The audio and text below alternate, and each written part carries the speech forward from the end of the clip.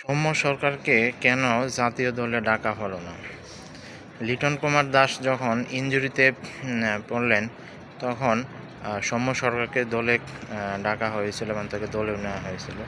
কিন্তু সংযুক্ত আরব আমিরাতে আফগানিস্তানের সাথে তিনি ভিসা জটিলতার কারণে তিনি যেতেই পারেননি এবং খেলা তো দূরের কথাই, তিনি বাংলাদেশে ছিলেন।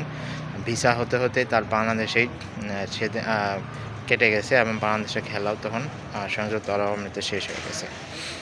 এরপর দেশের মাটিতে তিনি অনেক ভালোই করেছেন, বিশেষ করে ঘরোয়া লিগে কয়েকটি ঘরোয়া লিগে তিনি দুর্দান্ত পারফরমেন্স করেছিলেন, কিন্তু তারপরেও তাকে দলে নেওয়া হলো না।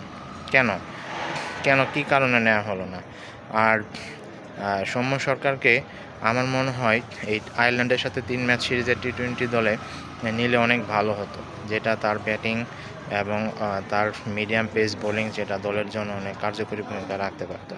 কী কারণে যে দলে নেওয়া হলো না তাহলে সেটা আসলে কারোরই বোধগম্য নয়।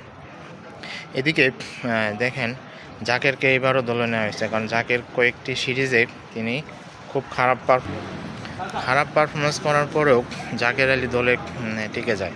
শামীমকে বাদ দেওয়া হয়েছে ঠিকই, তাহলে শামীমকে বাদ দিলে জাকের আলী কেন? আবার মাহিদুল ইসলাম অঙ্কনকে দলে ডাকা হয়েছে, তাহলে রিপন মণ্ডলকে কেন নয়?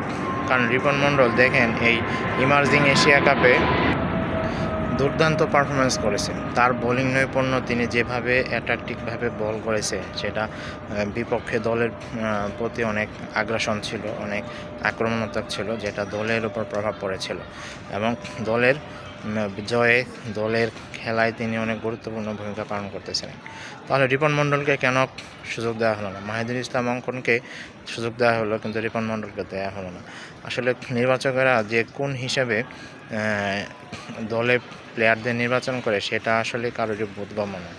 কারণ প্রধান নির্বাচক কাজী আশরাফ হোসেন লিপু তিনি দল নির্বাচনে কোনো ব্যাখ্যাই দেন না। ইভেন কিছুদিন যাবৎ তিনি যে দল দিচ্ছেন সেটা তার বিভিন্ন ভিডিওর মাধ্যমে কোনো সংবাদ সম্মেলনে কোনো কারণ ব্যাখ্যা করেন না।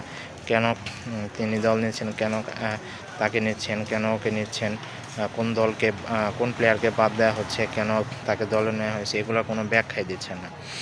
এবং তিনি বলেন যে তিনি এর কোনো ধারই না, তিনি কোনো ব্যাখ্যা দেবেন না। তাহলে এটা কোনো কথা হলো? এটা কোনো যুক্তি হলো? আপনি যে পারফরমেন্স ভালো করবে তাকে নেবেন না, যে আন্ডার পারফরমেন্স করবে, খারাপ পারফরমেন্স করবে তাকে আপনি দলে নেবেন, সেটা তো আসলে কোনোভাবেই উচিত না। আমার মনে হয় যারা দলে পারফরমেন্স করতেছে ভালো, যারা দলে ভালো খেলেছে তাদেরকে সুযোগ দেওয়া উচিত। আর 4 জন উইকেট কিপার ব্যাটসম্যান দলে নেওয়ার কোনো যুক্তিই নেই। লিটন কুমার দাস তো উইকেট কিপিং করে, নুরুল হাসান সোহান আছে, জাকের আলী অনেক আছে, আর মাহিদুল ইসলাম অঙ্কনও উইকেট কিপিং করতে পারে। তাহলে 4 জন উইকেট কিপিং ব্যাটসম্যান কেন নিতে হবে? আর রিপন মণ্ডল এত ইমার্জিং এশিয়া কাপে এত ভালো বল করার পরেও তাকে দলে নেওয়া হলো, এটা তো আসলে কোনো যুক্তিসঙ্গত আলাপ হলো না। যাই হোক, বাংলাদেশ দলের জন্য শুভকামনা থাকলো।